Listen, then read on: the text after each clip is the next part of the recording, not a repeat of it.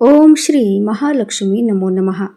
सर्व मंगल मांगल्ये शिवे सर्वार्थ साधिके शरण्ये त्र्यंबके गौरी नारायणी नमोस्तुते. अधिक महिन्यात एकदा तरी नंदेला द्या ही एक वस्तू. भगवान श्री हरी विष्णूसह लक्ष्मी प्रसन्न होईल. सुख समृद्धी अखंड सौभाग्य लाभेल. नणंद नसेल तर अविवाहित असेल तर काय करावे? तर बघा, 17 मे पासून अधिक ज्येष्ठ महिन्याला सुरुवात झालेली आहे आणि 15 जूनपर्यंत हा अधिक महिना म्हणजेच धोंड्याचा महिना असणार आहे. अधिक महिन्यालाच मलमास, पुरुषोत्तम मास असे म्हटले जाते. अधिक महिन्याचे स्वामी हे श्री हरी विष्णू आहेत. स्वतः श्री हरी विष्णूंनी अधिक महिन्याला पुरुषोत्तम हे नाव दिलेले आहे. अधिक महिन्यामध्ये पूजा, पाठ, व्रतवैकल्य, उपासना, अनुष्ठान, पारायण, दानधर्म, दीपदान केल्याने अधिकच फळ प्राप्त होत असते. 3 वर्षातून एकदा हा अधिक महिना येत असतो आणि या अधिक महिन्यामध्ये आपण बऱ्याच गोष्टी पारंपरिक पद्धतीने करत असतो. जसं की अधिक महिन्यामध्ये लेक जावयाचे धोंडे जेवण केले जाते. जावयाचा मानपान केला जातो. आई आपल्या मुलीला जोडवी करत असते आणि विवाहित मुलगीसुद्धा आपल्या आईची ओटी ही भरत असते.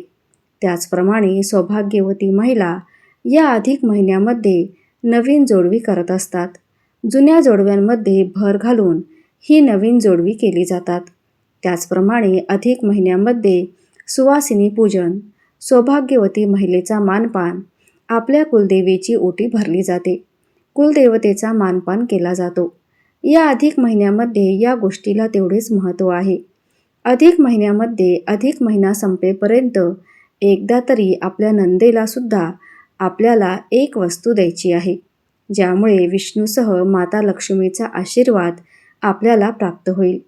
आपल्या घरामध्ये सुख समृद्धीमध्ये वाढ होईल. आपल्याला अखंड सौभाग्याची प्राप्ती होईल. जर आपल्याला नणंद नसेल किंवा नणंद जी आहे तर ती अविवाहित आहे, कुमारिका आहे, मग आपण तिला कोणती वस्तू द्यावी आणि नणंद नसेल तर आपण काय करावे याची संपूर्ण माहिती आपण आजच्या या व्हिडिओमध्ये पाहणार आहोत. त्यासाठी व्हिडिओ कुठेही स्किप न करता शेवटपर्यंत नक्की पहा. चॅनलवर नवीन असल्यास चॅनलला सबस्क्राईब करा आणि कमेंटमध्ये श्री महालक्ष्मी माता अवश्य लिहा. अधिक महिन्यामध्ये आपले सासू सासरे त्यांच्या लेक जावयाचा मानपान करत असतात. म्हणजेच आपल्या नंदेचा आणि तिच्या नवऱ्याचा मानपान हा अधिक महिन्यामध्ये आपले सासू सासरे करत असतात. त्याचप्रमाणे आपला जो नवरा आहे तर तो सुद्धा त्याच्या बहिणीसाठी काही ना काहीतरी करत असतो. म्हणूनच आपण सुद्धा आपल्या नंदेसाठी काहीतरी वस्तू द्यायची आहे. म्हणजेच भाऊजई या नात्याने नंदेला एक वस्तू द्यायची आहे. जेव्हा आपली नणंद ही धोंडे जेवणासाठी आपल्याकडे येत असते तर त्यावेळेला आपण तिचा मानपान करत असतो. आपली सासू जी आहे तर ती तिची ओटी भरत असते. त्याचप्रमाणे जावयाला सुद्धा एखादी सोन्याची चांदीची वस्तू दिली जाते किंवा आपण निरांजन जे आहे तर ते देत असतो. तसेच 33 अनारशांचे वाण जे आहे तर ते सुद्धा जावयाला दिलं जातं आणि भाऊजाईने सुद्धा यावेळी आपल्या नंदेला एक वस्तू आहे तर ती द्यायची आहे. आता काही कारणाने जर आपल्याला जावयाचा मानपान करणे शक्य नसेल, कारण काही घरामध्ये अधिक महिन्यामध्ये जावयाचा मानपान जो आहे तर तो काही कारणाने केला जात नाही, तर अशा वेळेला सुद्धा आपण नंदेला बोलावू शकतो आणि तिला ही वस्तू जी आहे तर ती देऊ शकतो. ज्या दिवशी आपल्याला नंदेला ही वस्तू द्यायची आहे त्या दिवशी सकाळी लवकर उठायचं आहे. त्यानंतर स्नान करायचं आहे. स्वच्छ वस्त्र परिधान करायचं आहे. आपला उंबरठा, मुख्य दरवाजा स्वच्छ करायचा आहे. आपल्याला छान अशी रांगोळी मुख्य दरवाजामध्ये काढायची आहे. मुख्य दरवाजाला तोरण लावायचे आहे. रेडीमेड तोरण आपण लावू शकतो किंवा आंब्याच्या पानांचं किंवा झेंडूच्या फुलांचे तोरण बनवून आपण हे तोरणसुद्धा लावू शकतो. त्यानंतर आपल्याला देवघरातील देवांची पूजा करायची आहे. विष्णू लक्ष्मीची विधिवत पूजा करायची आहे. तुळशीची पूजा करायची आहे आणि त्यानंतर जेव्हा ही नणंद जेव्हा आपल्या घरी येईल तर त्यावेळेला तिला ही वस्तू द्यायची आहे. आता जर आपल्या घरी धोंडे जेवणासाठी नणंद आल्यानंतर ही वस्तू आपल्याला द्यायची असेल तर काय करायचं आहे? ती जेव्हा घरी येतील म्हणजेच आपली नणंद आणि तिचा नवरा जेव्हा आपल्या घरी येतील तर त्यावेळी आदराने त्यांचे स्वागत करायचं आहे. लक्ष्मी नारायण समजून आपल्याला त्यांचा मानपान करायचा आहे. आपले जे सासू आहे तर ती नंदेची ओटी भरेल. सासरे जे आहे तर ते त्यांच्या जावयाला म्हणजेच नंदेच्या नवऱ्याला जो काही मानपान आहे तर तो देतील. आणि त्यानंतर आपल्याला काय करायचं आहे तर त्यानंतर आपल्याला त्यांचे पाय धुवायचे आहेत. पायावरती आपल्याला स्वास्तिक चिन्ह काढायचं आहे. त्या स्वास्तिक चिन्हाची आपल्याला विधिवत पूजा करायची आहे. म्हणजेच हळदी कुंकू, अक्षदा आणि फुलं आपल्याला त्यांच्या पायावरती अर्पण करायची आहेत. त्यानंतर नंदेला हळदी कुंकू लावायचं आहे. त्यानंतर तिला ही जी वस्तू आहे तर ती द्यायची आहे. आता यामध्ये आपण काय देऊ शकतो तर आपण हळदी कुंकवाचा करंडा देऊ शकतो किंवा आपण काचेच्या हिरव्या बांगड्या ज्या आहेत तर त्या देऊ शकतो किंवा एखादी साडी देऊ शकतो किंवा आपण तिची ओटी भरू शकतो. म्हणजेच आईसुद्धा तिच्या मुलीची म्हणजेच आपल्या नंदेची ओटी भरत असते. परंतु भावजई जी आहे तर तीसुद्धा नंदेची ओटी जी आहे तर ती भरू शकते. त्याचप्रमाणे आपण एखादी चांदीची वस्तूसुद्धा देऊ शकतो किंवा छोटीशी नथ आहे तर ती आपण देऊ शकतो किंवा आपण बांगड्या आहेत तर त्या नंदेच्या हातामध्ये सुद्धा भरू शकतो. कारण या अधिक महिन्यामध्ये नंदेच्या हातामध्ये बांगड्या भरण्याला सुद्धा तेवढंच महत्त्व आहे.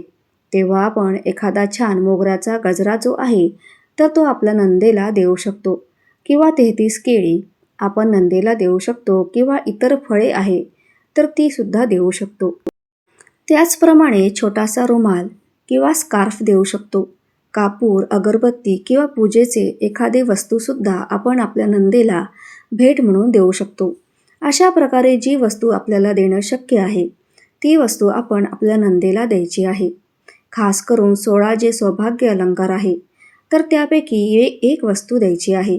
म्हणजेच हळदी कुंकवाचा करंडा असेल, बांगड्या असतील किंवा छोटीशी नथ असेल, बिंदी असेल किंवा एखादा मेहंदीचा कोन देऊ शकतो. अशी एक वस्तू द्यायची आहे. त्यानंतर आपल्याला आपल्या नंदेच्या पाया पडायचं आहे. लक्ष्मी स्वरूप मानून आपल्याला तिला नमस्कार करायचा आहे आणि आपल्या घरामध्ये सुख समृद्धी नांदावी म्हणून आपल्याला प्रार्थना करायची आहे. अधिक महिन्यामध्ये नंदेचा मानपान हा सुद्धा विशेष मानला जातो. ज्याप्रमाणे लेक जावयाचा मानपान खास आहे त्याचप्रमाणे नंदेचा सुद्धा आपल्याला मानपान जो आहे तर तो या अधिक महिन्यामध्ये करायचा असतो. आपण जे काही जेवण बनवले आहे यामध्ये धोंडे जे आहे तर ते आवर्जून बनवले जातात. तर ते धोंडे जे आहे तर ते आवर्जून बनवले जातात. तर ते धोंडे नंदेला जावयाला घालायचे आहेत. आणि आता जर आपली नणंद अविवाहित असेल, कुमारिका असेल तरीसुद्धा आपण अधिक महिन्यामध्ये एखादी भेटवस्तू तिला देऊ शकतो. वरती सांगितल्याप्रमाणे छोटासा रुमाल असेल, लिपस्टिक असेल, नेलपेंट असेल, मेहंदीचा कोन असेल, ज्या काही त्यांना गोष्टी आवडतात त्यातील एक जरी त्यांना आवडणारी गोष्ट आवर्जून आपल्याला अविवाहित नंदेला द्यावी. कारण या अधिक महिन्यामध्ये दानधर्माला खूप जास्त महत्त्व आहे. त्यामुळे आपण अन्नदान, वस्त्रदान, त्याचप्रमाणे दीपदान या गोष्टी अधिक महिन्यामध्ये करत असतो. आणि आपण नंदेचा जो मानपान करतो तर तो म्हणजेच आपल्याला लक्ष्मीचा मानपान करायचा असतो. एखाद्या सौभाग्यवतीचा आपण जसा मानपान करतो किंवा आपण या अधिक महिन्यामध्ये सुवासिनी पूजन करतो 1, 5, 7, 11 किंवा 33 सुवासिनींचं ज्याप्रमाणे पूजन करतो त्याचप्रमाणे आपल्याला नंदेचं सुद्धा मानपान करायचं आहे. आणि धोंडे जेवणासाठी आपल्याला लेक जावई म्हणजेच आपली नणंद आणि तिचा नवरा जेव्हा आपल्याकडे येईल त्यावेळेला सुद्धा आपण नंदेला ही वस्तू देऊ शकतो. जर आपल्याला नणंद नसेल तर आपण आपल्या मैत्रिणीला किंवा कोणत्याही एका सौभाग्यवती स्त्रीला किंवा कुमारिकेला किंवा मुलीला घरी बोलावून तिचं पूजन करू शकतो आणि तिला या भेटवस्तू ज्या आहे तर त्या देऊ शकतो. शक्य असेल तर 33 वस्तू आपण भेटवस्तू देऊ शकतो. एका ताटामध्ये 33 वस्तू ठेवायच्या आहेत. तर ते वाण जे आहे तर त्या सौभाग्यवतीला किंवा आपल्या नंदेला द्यायचं आहे. ज्याप्रमाणे आपली आर्थिक परिस्थिती आहे तर त्याप्रमाणे आपण हे वाण जे आहे तर ते देऊ शकतो. आणि हे वाण देत असताना सर्वात महत्त्वाची गोष्ट म्हणजे आपल्याला यासोबत दक्षिणासुद्धा ठेवायची आहे. त्याचबरोबर कोणतीही वस्तू देताना त्यासोबत आपण 1 रुपया का होईना परंतु दक्षिणाही द्यायची आहे किंवा 11 रुपये, 21 रुपये, 51 रुपये देऊ शकतो. म्हणजेच जे काय आपण पैसे देतो तर त्यावरती ती वस्तू ठेवायची आहे आणि ते वाण म्हणून आपल्या नंदीला द्यायचं आहे. यामध्ये आपण पैसे देत नाही, तर एक प्रकारे तो माता लक्ष्मीला अर्पण केलेला दक्षिणा आहे असे म्हटले जाते. आणि म्हणून आवर्जून तुम्ही या अधिक महिन्यामध्ये आपल्या नंदेला यापैकी कुठलीही वस्तू देऊ शकता आणि माता लक्ष्मीला सदैव आपल्या घरामध्ये निवासस्थान करण्यास भाग पाडू शकता. तर आजचा हा माहितीपूर्ण व्हिडिओ आवडला असेल तर चॅनलला सबस्क्राईब अवश्य करा. व्हिडिओला एक लाईक करा आणि कमेंटमध्ये श्री महालक्ष्मी माता टाईप करायला विसरू नका. धन्यवाद.